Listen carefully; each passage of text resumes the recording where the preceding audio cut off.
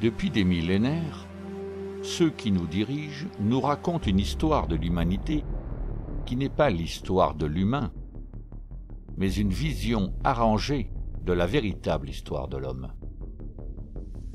Un jour, un homme, Semir Osmanagić, bosniaque expatrié aux USA, rentre chez lui pour prendre un peu de repos.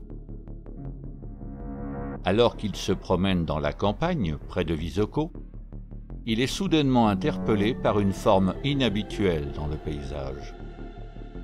Une forme pyramidale.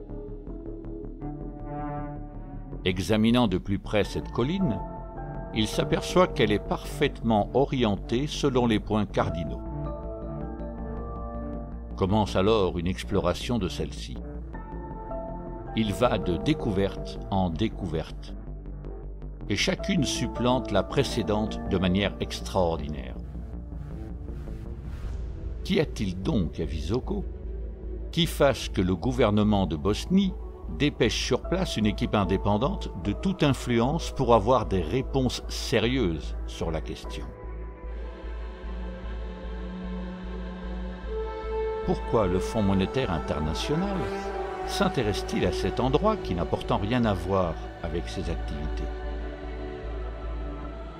Pourquoi l'OTAN devient-il nerveux quand l'explorateur Dominique Youngblood décide d'employer un drone pour explorer la mystérieuse vallée? Pourquoi enfin un nombre incroyable de détracteurs de tout pays, aussi nombreux qu'agressifs, s'acharnent à vouloir détruire toute espérance pour l'être humain de retrouver ici l'une des racines primordiales de l'humanité?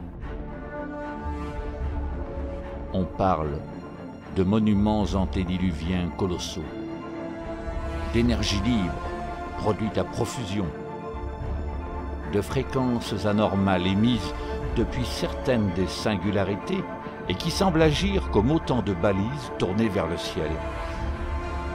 On murmure la découverte de technologies avancées, notamment médicales, retrouvées presque par hasard. Qu'en est-il vraiment? Une seule façon de le savoir: se rendre sur place et constater. Ou regarder ce film qui présente tout ce qui a été découvert sur place. Et cela dépasse l'entendement.